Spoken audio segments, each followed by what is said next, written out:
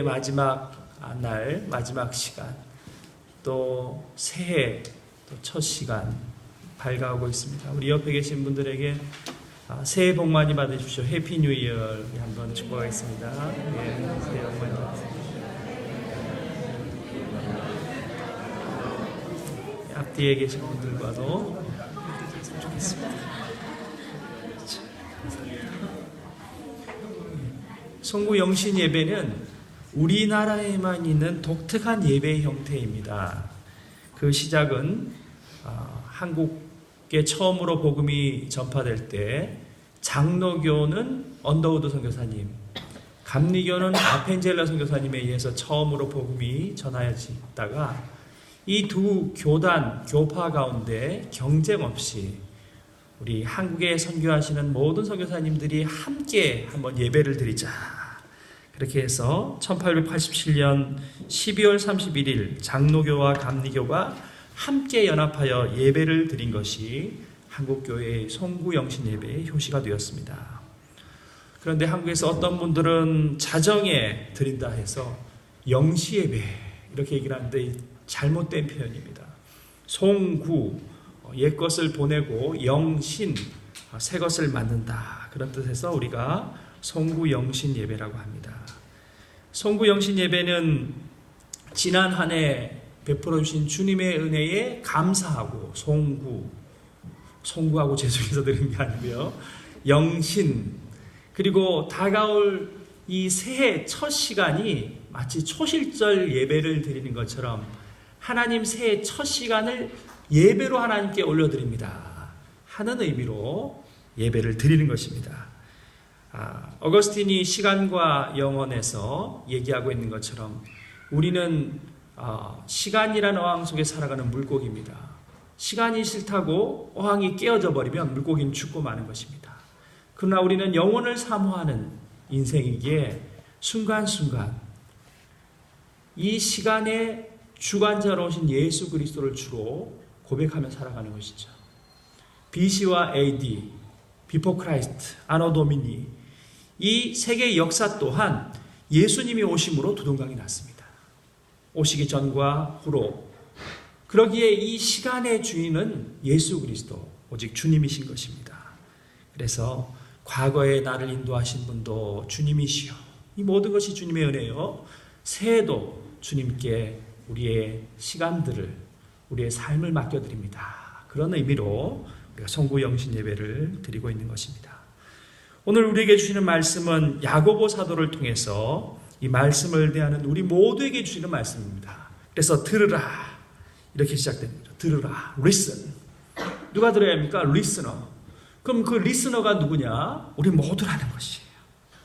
특히 저는 오늘 본문 말씀이 오늘날 이민자로 유학생으로 살아나가는 우리에게 주시는 말씀이라고 생각합니다. 함께 보겠습니다. 야고보서 4장 13절입니다. 들으라. 너희 중에 말하기를 오늘이나 내일이나 우리가 어떤 도시에 가서 거기서 1년을 머물며 장사하여 이익을 보리라 하는 자들아. 바로 이 자들이 우리라는 것이에요. 예, 아닌 것 같죠? 맞습니다. 우리 모두가 다양한 이유가 있겠지만 태평양을 건너며 우리가 어떤 도시에 가서, 토론토라는 도시에 가서, 헬리팍스라는 도시에 가서, 밴쿠버라는 도시에 가서, 어떤 도시에 가서 거기서 머물며 1년을 장사하여 이익을 보려 하는 자들입니다. 여러분 한번 송구영신 예배를 드리려 하는 우리의 본 마음, 한번 그 마음을 한번 들여다보세요. 1년을 왠지 예배로 시작하지 않으면 찝찝한 거예요. 하나님이 복을 주셔야 될 것 같은 거예요. 1년에 첫 예배를 드려야지 1년 동안 건강할 것 같은 거예요. 우리 아이가 대학에 갈 것 같은 거예요. 대입 입시를 앞두고 있는 부모님 같으면 우리 사업장이 잘 될 것 같은 겁니다. 아닌 것 같으십니까? 목사님 무슨 말씀하십니까? 우리는 장사하는 사람이 아니에요. 그냥 월급쟁이에 불과해요. 주어지는 대로 먹고 살아요. 월급쟁이도 마찬가지예요.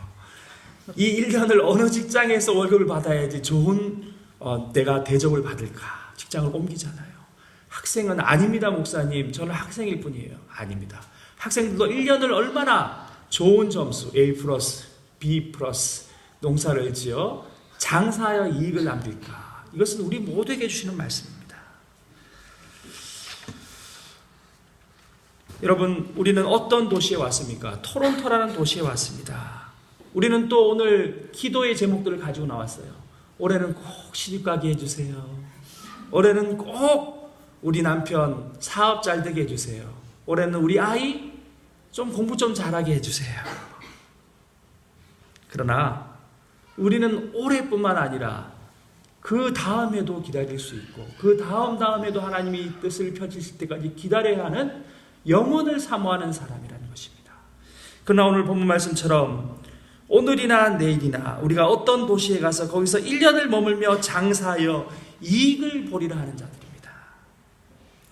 여러분, 작년 2017년 새해를 맞으며 송군 영신 예배를 우리가 똑같이 이 장소에서 드렸습니다.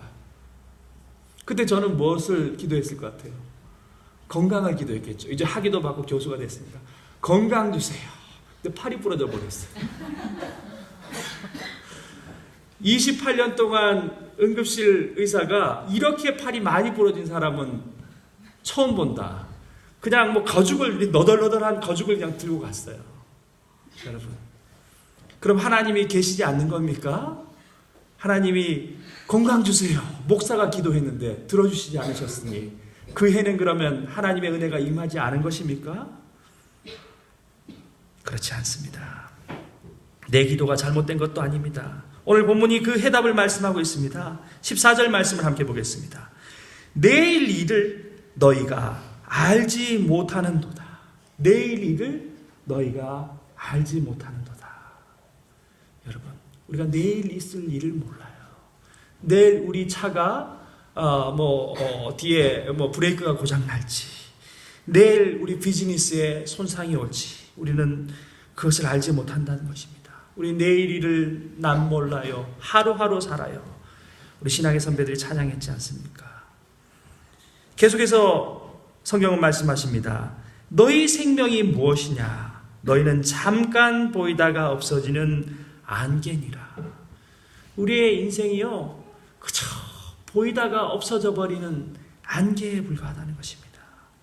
이 생에 이 땅의 것에 집착하지 말고 소망을 두지 말고 살라는 것입니다. 순간에 집착하여 영혼을 잃어버리는 우를 범하지 말고 이 땅보다는 영혼을 사모하는 마음을 가지라고 말씀하고 계신 겁니다. 그러면 우리는 어떻게 살아야 되겠습니까? 15절 16절의 그 해답을 말씀하고 계십니다. 너희가 도리어 말하기를, 15절입니다. 주의 뜻이면 우리가 살기도 하고 이것이나 저것을 하리라 할 것이거늘. 여러분, 우리가 얼마나 주의 영광을 빌미로 우리의 가정을 희생하고 우리가 마땅히 사랑해야 할 자들을 사랑하지 못하고 그것이 마치 주의 영광인 양 주님의 이름을 팔며 살아가고 있는지 모른다는 것입니다. 여러분, 가정을 돌보지 않고 교회에 와서 주의 영광을 위해서 살아간다고 하는 것은 위선이요 바리새적이라는 것이에요. 어떻게 보면 자기의와 자기 만족을 위해서 신앙생활하는 거예요. 내가 마땅히 해야 될 선한 일, 정말 가정을 돌보고 내 건강을 돌보고 사랑하는 사람을 사랑하고 살아가는 것이 주님이 이미 주신 뜻임에도 불구하고 우리는 하나님의 영광을 위한다는 빌미로 어쩌면 우리의 행복, 하나님께서 우리에게 주신 진정한 행복을 누리지 못하고 이렇게 마치 장사하듯이 1년을 장사하듯이 무엇인가 유익을 남기고 복을 받으려고 살아가는 인생이 아닌가 야고보 사도는 말씀하고 있습니다. 제가 지난 학기에 우리 은사님들을 모시고 한번 식사를 함께 나눈 적이 있었습니다. 그 중에 장신대 교수로 계시다가 연세대학교 학장으로 은퇴하신 오인탁 교수님께 참 귀한 얘기를 들었습니다. 젊은 시절 아주 멋진 구두를 신으셨더니 이제는 그냥 발편한 운동화를 신고 그렇게 오신 탈순 노인이었지만 참 귀한 얘기를 저에게 식사 가운데 해주셨습니다. 친구분 중에 김이태 교수라는 장신대 교수님이 계셨습니다. 그런데 직장에서 장로의 신학대학교 목회자를 양성하는 신학대학 교수님들도 다 건강검진을 받는 거예요. 그런데 둘 다 건강에 적신호 판결을 받았다는 거예요. 그래서 오인탁 교수님은 멈췄습니다. 편한 운동화를 신으셨어요. 양복의 운동화 얼마나 어울리지 않습니까? 그런데 얼굴빛을 보니 간이 좋지 않습니다. 멈췄다는 거예요. 그런데 친구이신 김희태 목사님은 계속해서 주의 영광을 위하여 내가 죽어도 주를 위해 살고 내가 이렇게 수고하다가 죽으면 순교지 하고 일하셨는데 돌아가셨습니다. 그분이 간이 안 좋아져서 복수가 이렇게 차서 배가 올챙이 배처럼 나와서 계실 때에 저의 결혼을 주례하셨던 대구 삼덕교회 원로 목사님이신 김태범 목사님이 당시 제자였기 때문에 찾아갔습니다. 그 자리에서 김희태 교수님이 이렇게 말씀하셨대요. 김 전도사님, 건강을 지키는 것도 주님의 귀한 일이라는 것을 내가 알지 못했습니다. 그러나 이제는 알게 되었습니다. 그리고는 돌아가셨다는 거예요. 어쩌면 우리는 자기 만족을 위해 이것이 마치 하나님의 영광이냐 사역 중독으로, 일 중독으로 살아가면서도 그것이 마치 하나님의 영광인 줄 알고 살아가고 있는지도 모릅니다. 돌아가신 온누리교회 하영조 목사님도 마찬가지였습니다. 신학교 동기들이 그 교회의 부목사로 많이 계셨습니다. 우리가 아는 것처럼 하영조 목사님은 몇 번이나 간암이 재발하여 일본에 가서까지 수술을 받으셨고, 우리 모든 후배들이 그리고 그 교회 부목사로 있던 친구들이 계속해서 목사님께 권유를 드렸습니다. 목사님, 더 일하시면 돌아가십니다. 그때 하영조 목사님이 이렇게 대답하셨습니다. 달리는 기차는 멈출 수 없다. 여러분, 결국 죽음이 그를 멈추게 하였습니다. 이것을 워커홀릭, 일 중독, 사역 중독이라고 합니다. 우리 이민자들은 이 일 중독에 빠져 살아갑니다. 저도 예외는 아닙니다. 제가 우리 학교에서 가지고 있는 별명은 연구 중독자입니다. 연구하지 않으면 불안하여 견딜 수가 없습니다.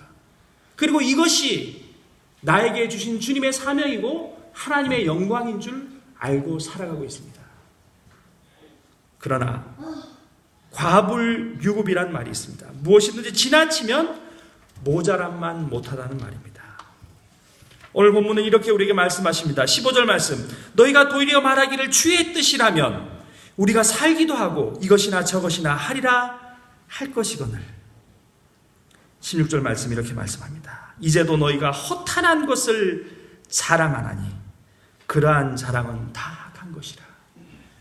결국 어쩌면 그것이 하나님의 영광을 위한 것이 아니라 허탄한 나의 만족, 내가 이처럼 하나님 앞에 열심히 살아가고 있습니다, 나의 모든 것을 하나님께 드리고 살아가고 있습니다 하는 나의 영적인 교만이고 나의 허탄한 자랑일 수 있다는 것입니다. 하나님께서는 이미 우리에게 모든 것을 말씀하여 주셨습니다. 서울에 제가 알고 있는 어떤 집사님 부부가 계셨습니다. 정말 일 중독자처럼 가정을 돌보지 않고, 또 아내 집사님은 자녀밖에 모른 채 그렇게 부부 사이 모든 것들을 소홀히 한 채 살아가고 있는 그런 중년 부부 집사님이었습니다. 당신은 아이 일에 신경을 왜 쓰지 않는 거예요? 아니, 당신은 내가 얼마나 직장에서 스트레스를 받고 있는 줄 알아? 둘 다 원투 펀치를 날리고 입에 담지 못할 서로의 상처를 남기고 남편이 아파트 현관을 나와서 집을 나가버리고 말았습니다. 그리고는 서울의 밤거리를 걸어갔습니다. 아니, 연말 연시에 왜 이렇게 많은 사람들이 행복해하는지 모르겠습니다. 연인들은 팔짱을 끼고 밤거리를 걷고, 가족이 있는 사람들은 전부 다 외식을 하고 아이들 손에 선물을 들려준 채로 그렇게 행복한 가정을 이루고 누리며 살아가고 있었습니다. 정처 없이 발걸음을 걸어가는데 결국 그가 밤새워 걸어간 곳은 자기 부부가 처음 그 신접살림을 살았던 봉천동 산동네에 그 발걸음이 다다랐습니다. 우리가 신혼 때 이렇게 가난하게 살았지.